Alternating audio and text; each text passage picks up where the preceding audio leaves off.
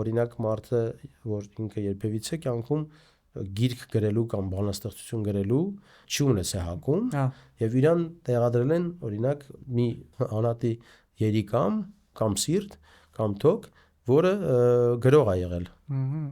Ինքը սկսում է ինքս իր մոտ առաջանում են սկսում է գրել դրանից հետո։ Ես փոքրուց մեծ սեր եմ ունեցել երեխաների նկատմամբ։ Ես նաև զբաղվում եմ երիկամների փոխպատվաստումով։ Ձեզ շատ հաճախ ոչ թե ասոցացնում են որպես Սերգեյ Բաբլոյանով, որ շատ ընտիր վիրաբույժ է, այլ ասում են Արա Բաբլոյանի տղա։ Ես բացարձակապես չեմ նեղում դրանից, որովհետև ես վերջ-վերջո Բաբլոյանի տղան եմ։ Ու ես ուրախ ու հպարտ եմ, որ իր տղան եմ։ Կլինիկական օրդինատուրայի տարիներին մեկ սեմեստրը կրթության եղել է Լիոն քաղաքում, Ֆրանսիայի։ Տարեկան կարողանում ենք իրականացնել մինչև 24 երիկամի փոխպատվաստում։ 91-ից 95 թվականներին իրականացված երիկամի փոխպատվաստման դեպքերից երկուսի մոտ այդ օրգանները մինչև հիմա գործում են։ Մայրվածքաբանության ազգային կենտրոնում արդեն արվում է, պլաստիկ վիրաբույժները անում են այդ մաշկի փոխպատվաստումներն արցախյան դեպքերից հետո, պայթյունից հետո։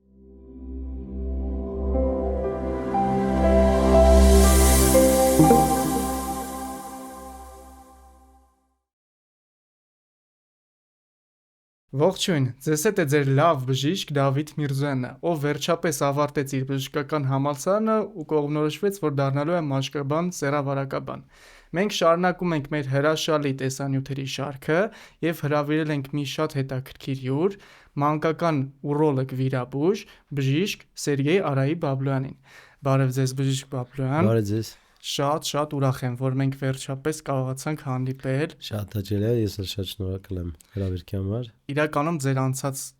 ճանապարհը շատ հետաքրքիր է, դուք շատ լավ ուսուցողական փորձ ունեք բժիշկ ուսանողների, երիտասարդների համար։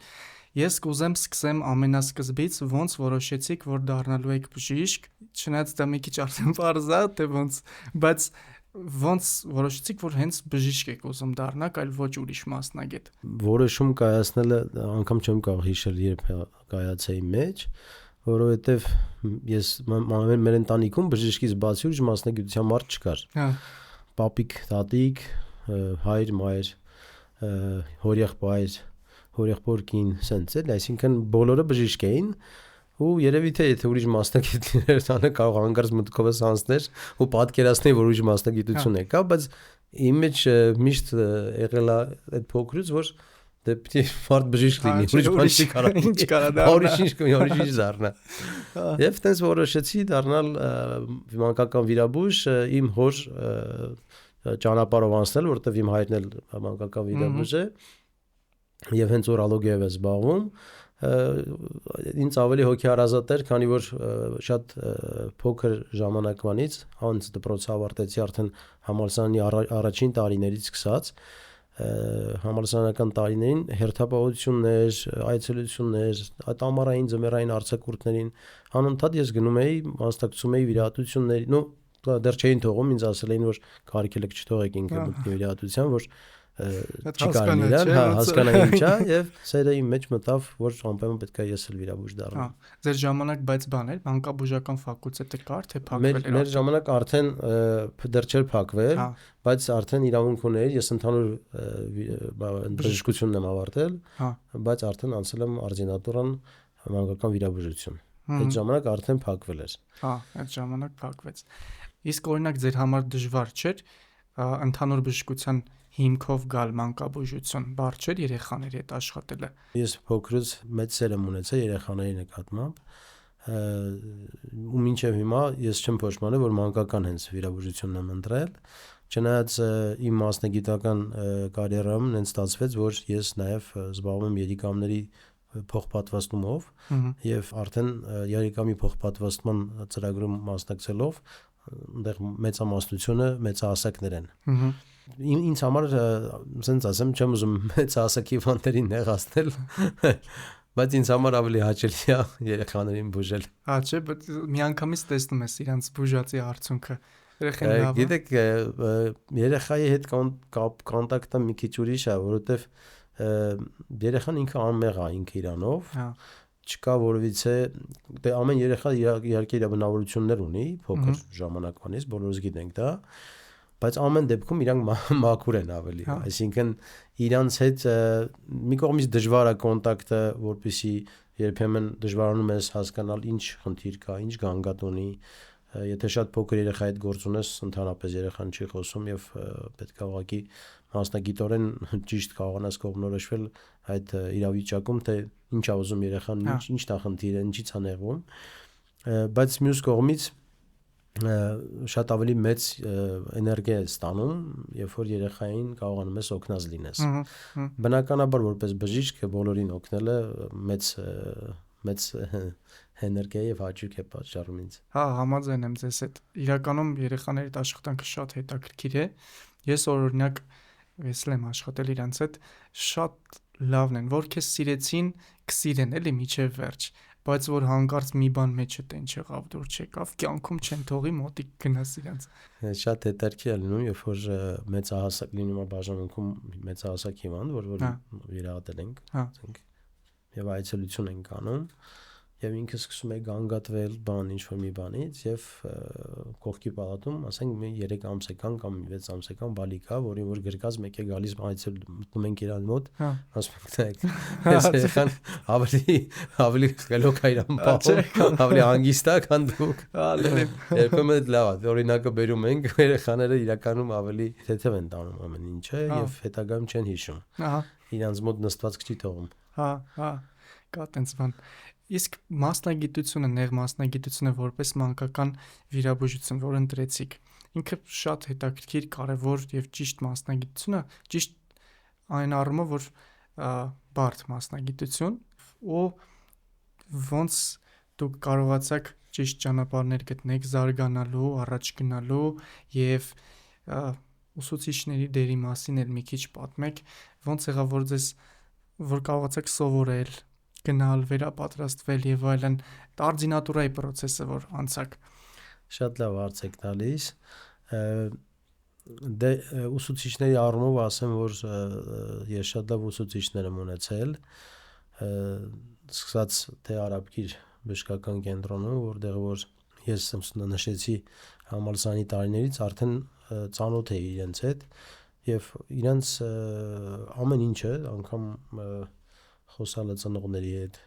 բացատրել ամեն ինչից օրինակներ էի փորձում վերցնել, հասկանալ թե ինչպես է պետք խոսալ ծնողի հետ, ինչպես է պետք մատուցել ինֆորմացիան, որպեսզի ծնողը adekvat ընդունի այդ ամեն ինչը եւ շատ մեծ դեր են ունեցել բոլոր իմ ուսուցիչները, չգիտեմ անուններ, եթե կուզեք կարող տակ հիշատակեք իրանց։ Անձարավարած իմ առաջի վիրահատությունը, որ ես մասնակցել եմ հերթապահության ժամանակ, եղել է Սպարտակ Ղազարյանի հետ, որը որ ավագ սերունդն էր, անգամ եղել է ինքը իմ հոր ուսուցիչը ժամանակին, երբ հերթապահության ժամանակ, ու ես հերթապահում էի որպես ֆելշեր, այնտեղ օրենք կար, ասել են չթողեք իրան, վիրահատության մասնակցի, շատ հետաքրքիր պատմություն է։ Եվ մեր այդ օրվա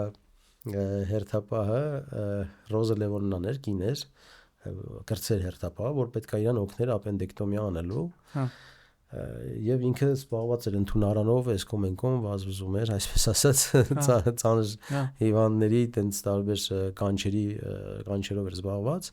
եւ ես արիթ չկորցեցի, եկա ասեցի Ռոզա Լևոննան ջան, Սպարտակ Հայկովիչին կարամ ես օգնեմ, ասես բայց ինքը շատ խիստ էր Սպարտակ Հայկովիչը ժամանակ, եւ ասես կարող ես իրան օգնել, խնդիր չիրնի, լավ կօգնես, ասեցի ամենանշանակ, բայց կյանքում չէի մասնակցել, ոնց որ վիրաբույժներն ասում, կյանքում չէի լվացվել վիրահատության։ Հիմա կանգնած նայում եմ ինքը ոնց է լվացվում, ինձ ասում դու լվացվել ես վիրահատության, ասում հետո վերջում հասկացա, ասում բայց դու ոնց որ առաջ ասում Սպարտակ Հայկովիչ, բայց մի օր պետք է սկսել։ Սպարտակ Հայկովիչից շատ բան եմ սովորել, Սահակակոպիչ Արաքելյանից, բոլորից կարող բոլորին էլ նշել, մեր ավագ սերունդից Շաքարյան Կարապետ Նիկիտեվիչից,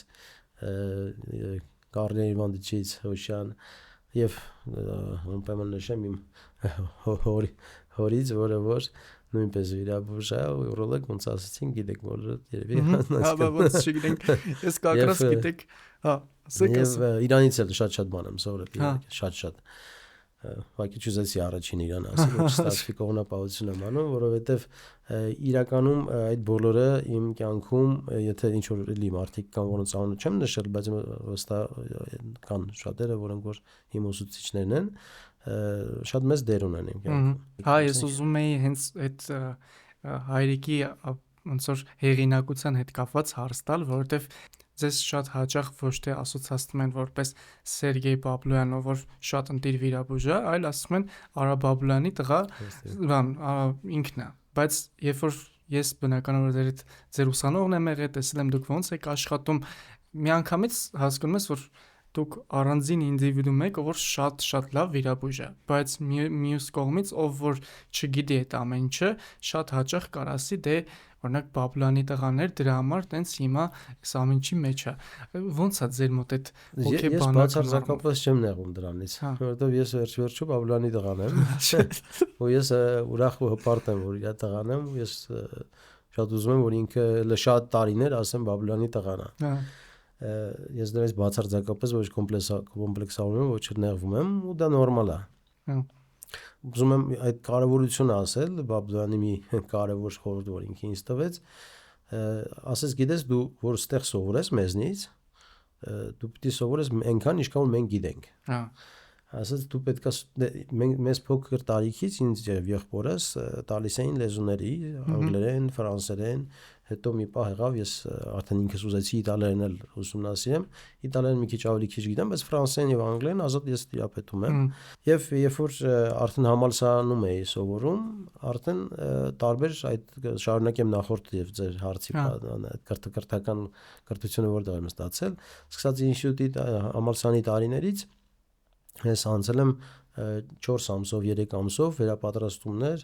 տարբեր ոլորտներում, օրինակ մեծահասակների վիրաբուժությունում, Շվեյցարիայում կամ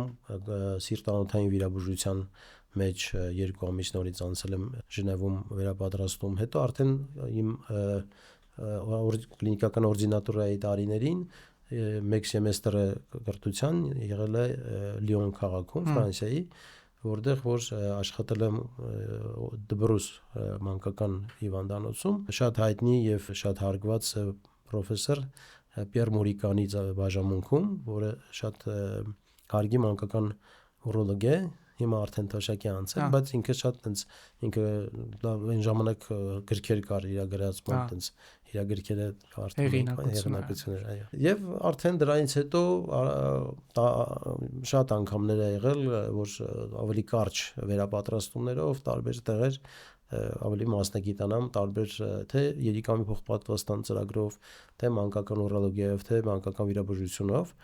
բայց որ պարզ ազնիվ ասեմ, հիմա ես ավելի շատ զբաղվում եմ մանկական ուրոլոգիայով եւ երիկամի փոխպատվաստումներով, եւ սա է ընդհանրով։ Իսկ երիկամների ընդհանրապես փոխպատվաստում հասկացությունը հենց Արաբկիրն է Հայաստան բերել, Արաբկիրի կոնկրետ Երևան երիկամի փոխպատվաստումը Ես գիտեմ, որ առաջինը Արաբկիր հիվանդանոցում է արվել, ձեր մոտ է արվել, որ իրական շատ կարևոր է, որովհետև ինչքան կյանքեր են փրկվել, էլի դրա արդյունքում։ Ես կուզեմ այդ process-ը մի քիչ պատմեք, ոնց է իրականացվում, մարդկանց ոնց եք պատրաստում այդ process-ին, պացիենտների այդ աշխատանքը, վիրահատությունը ինքն իրանով, ինչ է իրանից ներկայացնում, օրինական կարգավորումները, որտեղ օրենսդրական էլ շատ հարցեր կան։ Ես չեմ հիշում ձեզ երբ մեր մոտ դուք չենք ունեցել դասում, բայց եթե կետարկրի ես մեծ սիրով ձեզ կհրավիրեմ մասնակցել այդ վիրահատությանը։ Ասեմ, որ ի սկզբանե երիկամի փոխպատվաստում Հայաստանում առաջին անգամ արվել է պրոֆեսոր Միքայելյանի կողմից, շատ հայտնի, որի անունով է Միքայելյանի անվան վիրաբուժության ինստիտուտը 85 թվականին։ Այն ժամանակ ծրագիրը սկսել է դիակային փոխպատվաստումների ծրագրով, սակայն շատ զարգացած չեն եղել այն ժամանակ իմունոսուպրեսիվ դեղորայքները եւ արդյունքները ոչ շատ գոհեցուցիչ են եղել։ Ծրագիրը հետո դադարել է, բայց արդեն 88 թվականին, երբ երկրաշարժը տեղի ունեցավ եւ երկրաշարժի հետևանքով գիտեք որ առաջանում են մի համախտանիշ է, կոչվում է crash syndrome, երբ որ երկարատև հյուսվածքները, մկանները ճզմված մնում են, այսպես ասած, ծանրության տակ, արտադրում են տոքսիններ, որոնք որ վնասում են երիկամները։ Եվ առաջացան ցավոք շատ հիվանդներ, որոնք որ կարիք ունեին երիկամի փոխարինող թերապիայի, եւ այդ ժամանակ անգամ հեմոդիալիզի բաժանմունքներ չկային Հայաստանում։ Սկիզբը ներդրվեց հեմոդիալիզի բաժանմունքը ոչ միայն Արաբկիրում մանկական է ներդրվեց, նաև Միքայելյանի հանրապետականում, Միքայելյանի ինստիտուտում, Էրեբունիում, բոլոր խոշոր հաստատություններում, եւ առաջացավ մի իրավիճակ, դա իմ հայրն է այդ շատ ճիշտ հիմնավորում, որ մեծահասակների դեպքում, երբ որ կարող ես հեմոդիալիզով փոխարինել քրոնիկական երիկամային անբավարարությունը եւ մարդը իր շարունակությունը կյանքի կարող է հեմոդիալիզով շաբաթական 3 անգամ ստանալով ապրել իր կյանքը, նույնը չես կարող անել երեխայի մոտ, որովհետեւ երեխայի կյանքը նոր է սկսում ու ինքը չես կարող իրան ասել դու ամբողջ կյանք պետքա դիալիզ ստանաս, որովհետև ինքը դեռ իր կյանք դիմաց շատ խնդիրներ ունի լուծելու։ Եվ այդ ժամանակ մի ծրագիր է լինում, ելի մեր հայ բժիշկների, շատ բարերար բժիշկների մասնակցությամբ ու օգնությամբ մի ծրագիր է ստեղծվում, որը որ կապում է Արաբկիր հիվանդանոցը Անտվերպենի համալսարանական հիվանդանոցի հետ, որտեղից այդ կազմակերպության միջոցով կոչվում է NAF Nephrology Armenia Flanders, այսինքն ֆլամաններ եւ Հայաստան նեֆրոլոգիա այդպես կազմակերպություն ստեղծվեց, որտեղ որ թե հայերը կային, հայ բժիշկներ եւ թե բելգիացիները։ Եվ Հայաստանից մի մեծ թիմ բժիշկների, վիրաբույժների, անեստեզիոլոգների, նեֆրոլոգների, բուժքույրերի մեկնեցին 89 թվականին Բելգիա սովորելու համար երիկամի փոխարինող թերապիան։ Երբ այդ ծրագիրը կրթական ավարտվեց, վերադառնալով Հայաստան, արդեն ստեղծեցին այս նոր կենտրոնը, որը որ այն ժամանակ կոչվում էր ուրոնեֆրոլոգիական կենտրոն, այն ժամանակ մեր Արաբկիր հիվանդանոցի ընդամենը մի հատ վիրաբուժական կորպուսներ վարձակալության հիմունքով վերցվել եւ ստեղծել են այդ կենտրոնը, որտեղ որ 91 թվականին իրականացրեցին առաջին երիկամի փոխպատվաստումը երեխային դիակային դոնորից։ Այն ժամանակ հարաբերությունը 91 թվականը, գիտեք, Սովետ միության փլուզման տարին էր, դեռ կապերը կար, դեռ ամեն ինչ աշխատում էր եւ հետագա 4 տարիների ընթացքում թվով 20 երիկամ եկան, այսինքն ուղարկվեցին Լենինգրադից այն ժամանակ, Սանտ Պետերբուրգից եւ իրականացվեց թվով 20 երիկամի փոխպատվաստում, որոնցից երկուսը առայժմ գործում են, այսինքն այդ պացիենտներից երկուսը առայժմ ունեն այդ ժամանակ շատ իրականացված փոխպատվաստման արդյունքում իրենց գործող երիկամները։ Եվ արդեն երբ որ մի քիչ ավելի անցավ այն արդեն Սովետ միությունը արդեն անցավ որ մի որոշ ժամանակ արդեն փլուզված էր եւ բոլորս էլ գիտենք որ այդ օրգանները բավական դեֆիցիտ են այսպես ասած բոլոր երկրներում դրանց պահանջը շատ կա եւ արդեն սկսեցին բնականաբար այդ ծրագիրը դադարեց գործել որտեղ արդեն տարբեր պետություններ էին Սովետ միություն չէր եւ ստիպված արդեն ներդրվեց երիկամի փոխպատվաստման ծրագիրը կենթանի դոնորից որը որ իր կոպիտ ասած ռելսերի վրա դրված ծրագիր է որը տարեկան կարողանում ենք իրականացնել մինչև 24 երիկամի փոխպատվաստում։ Հրաշալի թիվը իհարկե բավական մեծ է, քան այն սկզբում, բայց որ պատկերացնեք Հայաստանում 1500-ից ավել պացիենտ կա հեմոդիալիզի բաժանմունքներում, որոնք որ կարիք ունեն երիկամի փոխպատվաստման, որոնցից երևի թե մի 80%-ը հակացություն չունեն երիկամի փոխպատվաստման եւ կարելի է իրանց իրականացնել երիկամի փոխպատվաստում։ Տարեկան միջինում մոտ 100 պացիենտ ավելանում է այդ ծրագրին, այսինքն ցավոք սպասում են, հա, հերթի մեջ։ Հերթ որպես այդպեսին դեռ չկա, բայց կարիք ունեն իրանք։ Կարիք ունեն, հա։ Եվ հենց հիմա շատ ակտիվ առողջապահության նախարարության հետ համագործակցության արդյունքում եւ նաեւ մեր միջազգային գործընկերների Անգլիայի Guy's Hospital-ի մասնագետների հետ միասին ծրագիր է մշակվում եւ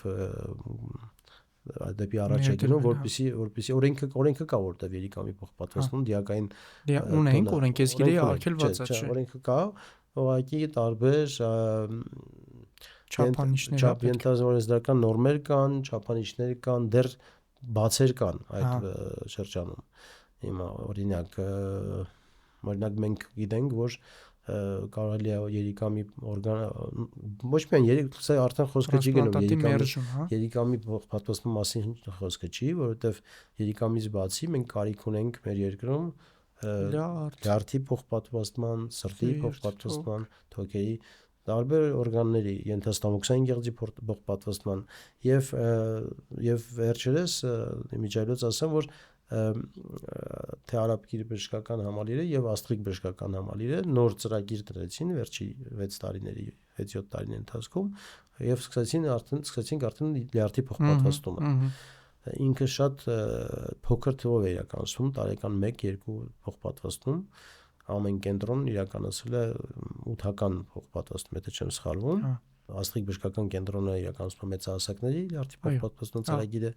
արաբկիր բժշկական համալիրը երեխաների բայց մենք շատ ավելի մեծ թվեր կլինի այդ բոլորը ավելի շատ մարդկանց կարող ենք օգնել եթե լինի դիակային փոխպատվաստումը որովհետև մեկ դիակային դոնորից կադավերիկ կարող է 2 հոգի արդեն դիալիզից դուրս գալ 2 երիկամը ամեն երիկամը մեկ մարդու համար կծառայի գիտեք նաև օգտվեմ մարդից որ ես խոսակցություն գտու շատ կարևոր է իրազեկումը շատ անգամ լինում է որ Հայաստանում անգամ բժիշկներ կան անգամ մեծահասակների урологներ կան որ նոր են իմանում որ Հայաստանում երիկամի փոխպատվաստում արվում որը ոչ մի քիչ տարօրինակ է եւ շատ կարեւոր է որ մարդկանց մոտ մի քիչ փոխվի արդեն մտածելակերպը որովհետեւ իրականության մեջ ախտորոշվում է օրինակ ուղղային մահ եւ արդեն ինքը անդարձելի process է մենք բոլորս գիտենք որ եթե մահը կա ուղեղը չունի այդ ռեսուրսը որ վերականգնվի այդ պարագայում արդեն ինքը հավասարեցված է օրենքով ու տենց էլ կա բիոլոգիական մահի ուստի նաև օրենքը չի արգելում դադարեցնել ինտենսիվ թերապիայի բուժումը նմանատիպ իրավիճակում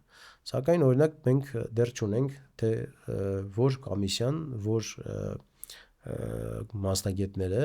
եւ որ հետազոտության ցանկով ինչպես պետք է ախտորոշեն ուղղային մահը այսինքն մենք ունենք թղթի վրա գրված որ կա ուղղային մահ որը որ հավասարացված է բիոլոգիական մահի եւ որ ուղղային մահի ժամանակ կարելի է վերցնել օրգաններ բայց չունենք այդ առայժմ ոչ միտեղ չի ախտորոշվում հիմա պետք է սկսվի այդ process-ը շատ ակտիվ որ եթե կան կասկածելի դեպքեր պետք է համապատասխան հետազոտություններ արվի համապատասխան մասնագետները պետք է ախտորոշեն այդ իրավիճակը ուղղային մահը եւ որից հետո արդեն կարողանանք հասկանանք թե մենք պոտենցիալ քանի դոնոր ունենք եւ դրանից հետո պետք է շատ ոչ ուշ շատ շուտ գնալ հաջորդ քայլին արդեն օրգանների վերցնելու process-ին որովհետեւ նայեք շատ մի քիչ շատ բարդ ոլորտ է բայց ես ասենց ասեմ որպես մարդ ոչ թե որպես բժիշկ եթե մարդ կորցնում է իր հարազատին ու sense տնենց եթե արդեն անդարձելի process է շատ ավելի հոգեբանորեն հեշտ է պատկերացնել եթե իր հարազատի օրգանը ինչ որ միտեղ ապրում է դեռ օրինակ տեսեք ասում ենք 91-ից 95 թվականներին իրականացված երիկամի փոխպատվաստման դեպքերից երկուսի մոտ այդ օրգանները մինչև հիմա գործում են իսկ այդ մարտիկ չկան արդեն բայց իրանց մասնիկը կա եւ ավելին ասեմ այս ոլորտում շատ հետաքրքիր գիտական աշխատանքներ են իրականացրել որ մարտիկ որտեղ շատ երկրներում չգիտեն ով է իրենց դոնորը դա տենց որպեսի հոգեբանական խնդիր չառաջանա իրանք որ ստանում են դիակային օրգան չգիտեն դոնորը աղջիկա տղա տարիքը, որտեվ կարող է ինքը խնդիր առաջանա եւ հոգեբանական խնդիր առաջանա, իրանք անդադ այդ ծանր ինֆորմացիան դժվար է, տարբեր մարդիկ տարբեր ձև են եղել։ Երեխա է անգել մեքենա տակ մահացել, շատ ծանր կլինի, որ մտածես երեխաները բայց կողքից դե բնականաբար այդ ինֆորմացիան, ովքեր որ անում են այդ փոխպատվաստումը եւ ովքեր որ շփվում են այդ կոորդինացիոն կենտրոնների հետ, այդ ինֆորմացիային տիրապետում են, դա գաղտնի ինֆորմացիա։ Բայց շատ հետաքրքիր բաներ ա լինում, որ օրինակ մարդը, որ ինքը երբևիցե կյանքում գիրք գրելու կամ բանաստեղծություն գրելու չի ունես է հակում եւ իրան տեղադրել են օրինակ մի անատի երիկամ կամ սիրտ կամ թոք, որը գրող է եղել։ Ու սկսել է ինքս իր մոտ առաջանում են սկսում է գրել դրանից հետո։ Շատ հետաքրքիր է։ Շատ հետաքրքիր բաներ կան, հա։ Ու ես Բելգիայում երբ որ այդ հերթական վերապատրաստումներից մեկն է անցնում 2008 թվականին, երկու տենց հետաքրքիր զեկույց եղավ։ Մեկը այդ զեկույցն էր, որը որ ներկայացնում էին հետաքրքիր ոչ միայն դες մի օրինակը բերեցի, տարբեր տենց բաներ, ուսումնասիրությունները ցույց էին տվել, եւ երկրորդն էլ, որ ուսումնասիրություն էին արել, որ արդյոք մարդիկ ուզում են մեծամասնությունը կուզեին, վերջի իմանային թե իրենց դոնորը ով է եղել։ Եվ մեծամասնությունը նշել էին, որ իրանք չէին ուզի, որ իմանային իրենց դոնորը ով է եղել։ Այսինքն դա է շատ բարդ է, փոքր երկիր է Հայաստանը, բայց պետք է կազմակերպել, որ դա լինի բացարձակ գաղտնի։ Մարդը չպետք է կապ ունենա այն մարդու հետ, որը որ ստացել է հարազատ մարդը, այդ նկատի ունեմ իրար հարազատները, ամեն դեպքում չպետք է կապ ունենան, որովհետև շատ տարբեր հարցեր կարող են առաջանան։ Սկսած օրինականից մինչև անօրինական, այո, սկսած օրինականից մինչև անօրինական, բայց վերջի արդեն կարծում եմ այն հազարամյակներին դառնա հասել, որ արդեն ամոթ է մտածել, որ մարդիկ կարող է ուղղակի շահի համար այնպես խոսակցություններ լա որտեղ լինում էլի, որ բայ եթե դիակային դոնորից վերցնեն օրգաններ կարող է հանգարց չլինի մարդը մահացած չլինի ու հնարավորություն լինի իրան փրկել, բայց չփրկեն ինչա թե որ անեն փոխպատվաստումներ, դա բացառվում է, որովհետև իրականության մեջ դա խիստ վերահսկելի process է, այսինքն դա մեկ հոգին չի որոշում, դա հատուկ հանձնաժողովներ են ստեղծում եւ իմիջիայլոց շատ անգամ այդ հանձնաժողովը ստեղծվում է այլ կենտրոնում, մի քանի կենտրոնում, այսինքն եթե այդ նմանատիպ իրավիճակով ունենք մի դիակային ուղեղային մահով կնենք մի պացիենտ, օրինակ մեկ ինչ որ հիվանդանոցում, տեղ գործող խումբը չի կարող ախտորոշումը իրականացնել։ Նախնական ախտորոշումը կարող է, բայց վերջնականը պետք է դրսից այլ կենտրոնից գան եւ չի բացառվում, որ տարբեր մասնագետներ, օրինակ նյարդավիրաբույժ կամ նյարդաբանը գա մի կենտրոնից, ինտենսիվ թերապիայի մասնագետը մյուս կենտրոնից, այնց էլի, այսինքն դա շատ ճիշտ է իրականում։ Այնտեղ շատ ճիշտ է, որ ինքը անկախ լինի, այո, անկախ լինի։ Եվ գրեթե իրականության մեջ երբ որ շփվում ես, հասկանում ես արդեն որ այդ երկրներ դու այցելում ես, համակարգի հետ ծանոթ ես, հասկանում ես որ արդեն իրանց մոտ այնքան շատ է արվում ու այնքան իրանք հեռու են այդ հրաժարվելու անգամ process-ից։ Հիմա Հայաստանում անգամ երևի չգիտեմ տեղակ չեք լինի, բայց մեր օրենքն այնց է որ մարդ պետք է գնա գրի միտեղ, այդ տեղը հələ որ չկա այդ համապատասխան, որ ինքը հրաժարվում է դոնոր լինելուց, որովհետև կոչվում է presumptive согласие ռուսերեն, presumed consent, որ մարդը ի սկզբանե ինքը համաձայն է։ Օրինակ տեղեր կան, օրինակ Միացյալ Նահանգներում, երբ որ դու ստանում ես վարորդական իրավունքը, հարցնում են ու մեջը վարորդական իրավունքի տակը նշված է դու պոտենցիալ դոնոր կարող ես լինել թե չէ։ Բայց ամեն դեպքում պետք է հարազատին հարցնել։ Դա էլ տարբեր երկրներում տարբեր ձևով է իրականացնում, օրենքը տարբեր ձևով է։ Կան նայած օրենքի տիպ, որ եթե ինքը արդեն իր ցանկությունը ուզել է, որ ինքը դոնոր լինի, բացարձակ կարողություն չկա որոշ մեկից հարցնելու հարազատներից։ Մեր երկրում, օրինակ, անկախ նրանից, որ դու քո ցանկությունը համաձայնություն տալիս ես, բայց ամեն դեպքում հարազատներից պետք է ստանալ թույլտվություն, այո։ Դա մի process է, որ պետք է անցնել, բայց ես հույսով եմ, որ իրականում, եթե անցնենք շատ լավ կլինի մեր բժշկության զարգացման համար մեծ առաջընթաց կլինի, որովհետև Հայաստանում ափսոս է էլի, որ պացիենտը հելնի գնա մի հատ ուրիշ երկիր, Գերմանիա կամ բան, անի այդ պատվաստումը ու հետ գա կամ հետ չգա ու Հայաստանից միշտ էլ դժգոհ լինի, այն դեպքում երբ որ կարելի է դա կազմակերպել տեղում, էլի։ Իհարկե։ Ու ուղղակի հայկական մենտալիտետը մի քիչ շատ բարդ է։ Հիվանդի հարազատների հետ աշխատանքը դուք հատկապես որպես մանկական վիրաբույժ երեխեքի հարազատների հետ աշխատելը շատ ավելի բարդ է, բայց ամեն դեպքում մարդկանց համոզել, ներդնել, այդ մեծ sense ինստիտուտներով պետքա աշխատել։ Ինչքան շուտ սկսենք, այնքան շուտ կհասնենք էլի միտեղ։ Երբ երիկամի փոխպատվաստումը չէր արվում տենց ռուտին, ոչ մեկ չէր մտածում, որ դա կարող է իրականանալ լինի Հայաստանում, երբ որ լյարդի փոխպատվաստումը չէր իրականացվում, բայց տեսեք, որ արդեն սկսել են ծրագրերը եւ ոչ միայն դա, շատ ծրագրեր կան, որ երբևիցե չի արվել, մի օր սկսում են դա էլ կլինի, որ շատ չի ուշանա ծրագիրը, որովհետեւ մարդիկ ուղղակի տուժում են եւ ցավոք որոշ դեպքերում անգամ մարդիկ մահանում են այդ համապատասխան, եթե երիկամի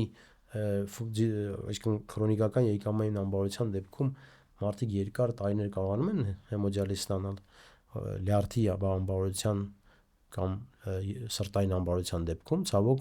իրանց ապրելությունը շատ կարճ է խնդրով։ Դրա համար միակ տարբերակն է արդեն իրանց համար դառնում փոխպատվաստումը։ Համաձայն եմ ձեզ հետ։ Ես որպես հայկական բժշկական համայնքի ներկայացուցիչ ակտիվ քարոզում եմ, որ դա լինի։ Շատ կարևոր է փոխպատվաստումները, իրոք շատ կարևոր են։ Սկսած ոչ միայն բանից ներքին օրգանների, նաև մաշկի փոխպատվաստումները, որտեղ մենք դեպքեր ունեցանք, հիմա Այրվածքաբանության ազգային կենտրոնում արդեն արվում է, պլաստիկ վիրաբույժները անում են այդ մաշկի փոխպատվաստումներն արցախյան դեպքերից հետո, պայթյունից հետո, եւ շատ կարեւոր է, որ տեղում կայացած ինստիտուտներ ունենանք, որ կարողանանք այդ ամեն ինչը անենք, ու շատ ուրախ եմ, որ հիմա զբաղվում եք այդ հարցով ակտիվ, օրենսդրական կարգավորումներ, բարդ է լինելու, բայց որ լինի, շատ հրաշալի կլինի։ Շատ մինչալուց մենք բացենք այն առումով, որ մենք չենք երբևիցե ձգտել միակա լինել, հակի տենց է ստացվել։ Հակի ստացվել է, որ սկսել ենք մանկությունից, հիմա շարունակում ենք մեծել, որտեվ այլ ալտերնատիվ տարբերակը չկա, բայց երբ որ լինեն արդեն դիակային դոնորներ, մեկ տեղով չի լինի իրականացնել, պետք է զարգացնել մյուս կենտրոններում նաև նույնպես, որպեսզի զուգահեռ, որտեղ պատկերացնում եք, արդեն մեկ դոնորի դեպքում պետք է արդեն մեկ կլինի կամ գաղալի արդեն փոխպատվաստում արվի, մյուսում երիկամի, երկու հոգու, որտեղ երկու երիկամ է, մեծ ծրագիր է դա, սրտի փոխպատվաստում եւ բոլոր մասնագետները մենք ունենք արդեն թիմ, որոնց հետ աշխատանքային խումբ ունենք, որոնց մեջ մտնում են նաև կարդիովիրաբույժներ, հեպատոլոգներ, ընդհանուր վիրաբույժներ, որոնք որ մասնակցում են բոլոր այս process-ներին եւ իրանք էլ ներգրավված են։ Հիմա մոտակայքում նոյեմբեր ամսին սպասվում է այցելությունը այդ Լոնդոնից, Անգլիայից մասնագետների, որոնք որ հենց զբաղվում են մեր տիպի երկրներում, այսինքն զարգացող երկրներում դիակային փոխպատվաստման ծրագրի ներդրումով եւ իրենց հետ հենց արդեն պետք է կետ առ կետ գնանք առաջ, որտեվ բացերը պետքա ծրագրավորված, կառուցողական լրացվի, որտեվ դա բարդ process է ավելի, քան կենթանի դոնորից վերցնել օրգանը։ Իսկ ո՞նց եք դուք հասցնում այս ամեն ինչի հետ ապրել նաև, որտեվ մասնագիտությունը շատ ծանր է, շատ լուրջ գործ եք անում եւ անձնական կյանքը հնարավոր է որ տուժի այս ամեն ինչի հետ կապված։ Ո՞նց եք դուք կարողանում ճիշտ կազմակերպել այդ ամեն ինչը։ Ընտանիքը գոհ է արդյոք։ Հուսով եմ որ գոհ է։ Հուսով եմ որ գոհ է, բայց հասնում եմ։ Հասնում եմ երեխաներով էլ զբաղվել, ընտանիքով զբաղվել, շատ կարևորում եմ այդ ամեն ինչը, որովհետև այլ կերպ չի լինի, որովհետև իրանք կարիք ունեն իրենց հոր եւ գինս իրեն ամուսնու եւ գիտեք իրականության մեջ կողքից ավելի բարդ է թվում, քան իրականության մեջ սովորում ես այդ ամեն ինչին, այդ ռիթմին, սովորական բան է դառնում, քո ապրելակերպն է, որտեղ պետք է ամեն օր լինես այսպես ասած կապի մեջ քո հիվանդների հետ, քո հիվանդանոցի հետ, քո կենտրոնի հետ, որովհետև հիվանդությունը նես չի որ ասես դե գիտես ես այս ժամից հետո արդեն բժիշկ չեմ։ Բժիշկ ես, ուրեմն բժիշկ ես, միշտ ես, հա։ Միակ տեղը որ բժիշկ ես, կարող արձակուրդի տեղում է, որ շատ հեռու ես, եթե շատ հեռու ես, շատ եղել է որ ես արձակուրդի մեջ եմ եղել, բայց մեկը հիվանդանոցում եմ եղել։ Խնդիրը այդ հարցառումով պարզ է էլի ինքը որ բժիշկը։ Ես բացարձակապես չեմ նեղվում այդ ծանրաբեռնվածությունից։ Հա։ Դե լավ է։ Իսկ երեխաները ուզում են բժիշկ դառնան։ Գիտեք հիմա որ հարցնում ենք, մեկը ասում է որ ուզում ենք, աղջիկս ասում է որ ես ուզում եմ սրտի բժիշկ դառնալ։ Հա։ Դե բայց ուղղակի փոքր են իմ երեխաները 7, 10 եւ 11 տարեկան են։ Հիմա տենց ինձ մոտ փոփոխական շրջան է լինում անդադ, բայց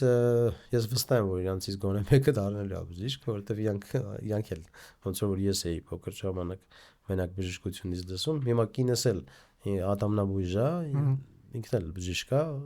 իրանց այդ խոսակ այդ պացիենտների հետ խոսալը, քննարկելը անընդհատ իրանց մոտ այդ խոսակցություններն է, իրանք այդ անընդհատ լսում են, կարծում եմ որ ուղղակի պետքա սեր առաջանա, կարծում եմ կլինի։ Եվ ես ոչ մեկին չեմ պարտադրել որ բժիշկ դառնան, բայց որ բժիշկ դառնան կուզեմ։ Որտեւ դա պարադոքս է, էլի շատ բժիշկներ որ դառնում են բժիշկ, ասում են, չէ, մենք չենք ուզում որ մեր երեխան բժիշկ դառնա, անցնի ճանապարհ։ Այդ գիտեք ոնց է, միշտ ես ժամանակ առ ժամանակ անգամ են ամենաբարդ վիրահատությունից հետո որ շատ երկար է տևում ու շատ հոգնած ես լինում ու ասենք առավոտը չգիտեմ 9-ից սկսել ես ու արդեն երեկոյան 9-ից կամ 10-ին դուրս ես գալիս վիրահատությունից, շատ ցավալի վիրահատությունից հետո եթե այդ հարցին պատասխանը տալիս ես որ հիմա եթե վաղը նորից ընտրելու հարց լիներ ինչ կուզեի դառնայի ու նորից դու ընտրում ես բժշկությունը արդեն այդ պարագայում արդեն հասկանում ես որ իրականության մեջ դու միանշանակ բավարարած ես քո մասնագիտությունից եւ դրա համար ես պատկերացնում եմ որ շատ բարդ է ինքը շատ պատասխանատու է իրականության մեջ եթե կախված է թե մարդը ինչ է ուզում ինչ սպասելիքներ ունի իր համար կյանքը ինչ փիլիսոփայություն ունի կյանքի փիլիսոփայությունները տարբեր են մարդկա սիրում է չգիտեմ շատ փող օրինակ ուրեմն ինքը բժիշկ չպետք է դառնա որովհետեւ ինքը ավելի լավ է բիզնեսով զբաղվի որովհետև պիտի բժշկությունը, այո, պիտի բժշկությունով գումար աշխատես, որ կարողանաս ընտանիքդ պահես, բայց ինքը շատ փող ունենալու մասին չի։ Ինքը այդ մասնագիտությունը սիրելու ու այդ մասնագետ լինելու մասին է, ու մարդկանց օգնելու մասին է։ Որովհետև դու չես կարող մարդկանց հիվանդության վրա փող աշխատել։ Այսինքն դու չպետք է ուրախանաս, որ մարդը հիվանդ է, որ դու բուժում ես փող ես աշխատում։ Դու դառնում ես բժիշկ, որ մարդկանց բուժես։ Այո, նաև գումար ես աշխատում, որովհետև դա վարձատրվում է։ Բայց այլ կերպ չի լինի։ Բայց ամեն դեպքում մի խոսքով իրանք ինչ ուզում են թող դառնան երեխաները, բայց եթե հանգարց մեկը բժիշկ դառնա, ես որովհետև էմոցիոնալ բաներ կա կողմ կա։ Այսինքն, երբ որ դու մի բան անում ես, առօրյա կամ վերես կամ պիտի գնաս աշխատանքի, դու արդյոք ուզում ես գնաս, թե դու չուզելանալով ես գնում աշխատանքի։ Հիմա ես ամեն օր ուզենալով եմ գնում աշխատանքի։ Այսինքն ես ուզում եմ որ այդ զգացողությունը, եթե որից է մեկը իմ երեխաներից սիրի, ինքն էլ վայելի այդ զգացողությունը։ Կամ այն վայելքը, որ հիվանդին բուժում ես, ստանում ես այդ էմոցիոնալ զգացողությունը, այդ որ դու բուժեցիր, նմանդ եթե ինքը շատ հազվադեպ ու շատ բարդ խնդիր է, որ շատ քչերն են կարողանում այդ իրավիճակում բուժել այդ հիվանդին, դա ճիշտ է շատ էներգիա է տանում։ Ժողովրդի ասածով կյանքից այդ մի մաս տանում է, բայց դրա հետ մեկտեղ ահավոր մի ուրիշ ձև էներգիա տալիս, որովհետև այլ մասնագիտության մեջ այդ էներգետիկան չկա իրականության մեջ։ Ես այլ մասնագետ չեմ եղել որ հասկանամ, բայց չեմ կարծում էլի նմանատիպ ինչ որ էմոցիա լինի, որ դու տանջվես, դու զգաս, բայց կոմեջ հայելի տենց ուրախանաս ապարտանաս ինքդ քեզնով անգամ, այո, կամ բժշկության մեջ չկա մի բան, որ դու մենակ ես անում, դա թիմային աշխատանք է։ Երբևիցե ու դա իմ ուսուցիչներն են միշտ սովորացել, որ ասում են մի ասա ես, որովհետև դու մենակը դու ոչ բան չես կարող անես իսկականից։ Եթե անում ես, ուրեմն թիմն է անում։ Ցանկացած բան։ Կարող է վիրաբույժը դու ես, բայց թեմային աշխատանք է, եթե Հա, չունենաս օրինակ լավ բուժքույրը չլինի արհեստի ոնց էս այդ գործիքները ով է տալու, մայրապետը չլինի ով է այդ ստերիլ վիճակում արդեն ստերիլով է ձեզ օգնելու էլի։ բժշկության մեջ չկա մարուկ։ Այո, Այսինքն, եթե մի օղակը լավ չաշխատեց, քո գործը լավ չի լինի։ հա, համաձայն եմ, Բոլորը լավ լինեն։ համաձայն եմ։ Հիմա վերջին հարցը տամ։ Եթե դուք գնայիք հետ, հանդիպեիք երիտասարդ Սերգեյ Պաբլոյանին, ով որ նոր ավարտել է բժշկական համալսարանը, իրան ինչ խորհուրդ կտայիք, կամ ինչ որ մի բան կփոխեիք։ Գիտեք, ասեմ, այո, Այո, կփոխեի, չնայած հիմա եմ ասում, որ կփոխեի, բայց այն ժամանակ իհարկե մարդ երբ որ երիտասարդ է լինում, իր կյանքում շատ բաներ կա, որ անում է պիտանի եւ անպիտանի։ Հիմա ուղղակի ես գիտակցելով արդեն հասնելով ինչ որ կետի, ասում եմ, որ ավելի անպիտանի բաներից կհանեի, ավելի պիտաներին կսարքեի, բայց նաև իրականության մեջ այդ դրան համ ես ասում եմ, որ այո կասեի, բայց դրա հետ նաև հասկանում եմ, որ մարդը եթե երբ որ երիտասարդ է, ինքը նաև երիտասարդություն էլ անե։ հա, Այսինքն ես երևի թե կուզենայի, որ կրթությունը էլ ավելի լավ ստանայի։ Այսինքն, եթե հնարավորություն ունենայի, միանգամից դրսում ընդունվեի։ չէ, ես մեր բժշկական համալսարանը ինքը լավ կրթություն է տալիս, բայց հնարավորություն ունեի, քանի երիտասարդ էի, քանի ամուսնացած չէի, քանի պատասխանատվությունը երեխաների չկար, ավելի շատ դուրսը սովորեի, ավելի շատ գնայի ինչ որ նորություններ սովորեի, որ բայց հիմա ինչքան որ ասել եմ, այդքան եմ արել ու շարունակում եմ ես հիմա, իհարկե, դա չի կանգնի այդ process-ը, բայց արդեն երկար ժամանակներով չես կարողանում գնալ։ Արդեն առաջ կարողանում եմ 3 ամսով, 6 ամսով, 4 ամսով, հիմա արդեն տենց չի ստացվում։ Համ պացիենտների առումով, որտեվ կարիք ունեմ, պետք է դինես տեղում, որ իրենց բուժես, համ էլ ընտանիքդ քո կարիք ունի։ Միանշանակ։ Բայց ինչ խորհուրդ կտայիք, որ մի հատ խորհուրդ որ կտայիք Սերգեյ Պաբլոյանին ու նաև էս երիտասարդը որ նոր ավարտել է։ Երիտասարդներին խորհուրդ կտայի, որ եթե ավարտել են ու ընտրել են բժշկությունը, ուղղակի սիրեն ու շատ զբաղվեն իրենց մասնագիտությունով։ Հետո իրանք կստանան այդ կյանքի հատդաչան, այսպես ասած, հա, իրանց այդ մասնագիտությունից եւ խորհուրդ կտայի, որ երբևիցե չմտածել, որ ինքը բիզնես է։ Այլ եթե ընտրել են բժշկությունը, դառնան լավ բժիշկ։ Ձգտեն ամեն ինչ անեն, չծուլանան, չմտածեն կյանքում որ իրանք ամեն ինչ գիտեն, որովհետև երբևիցե ոչ մեկ չկա մարդ որ ամեն ինչ գիտի, անընդհատ աշխատեն իրանք իրանց վրա ամեն օր։ Ու տենց ինձ թվում է արդեն մի բան կդառնան, հա։ Միանշանակ, չէ, միանշանակ։ Կդառնանք լավ։ Մարդ ինքը իր վրա աշխատի, որ հասնի ինչ-որ մի բանի։ Շատ լավ, շատ շնորհակալ եմ ձեզ այսօրվա հիանալի զրույցի համար, իրականում շատ հետաքրքիր էր։ Դուք շարունակում եք հետևել մեր ալեքին, պարտադիր բաժանորդագրվում եք, զանգակի կոճակը սեղմում եք, մեկնաբանություններ եք գրում եք ձեր ցանկացած բժիշկներին, որ կուզենաք մեզ մոտ տեսնել ու անպայման տարածում եք տեսանյութերը, որպեսզի ավելի շատ մարդիկ տեսնեն եւ ավելի շատ երիտասարդներ ուզենան դառնալ լավ բժիշկ։ Ցտեսություն։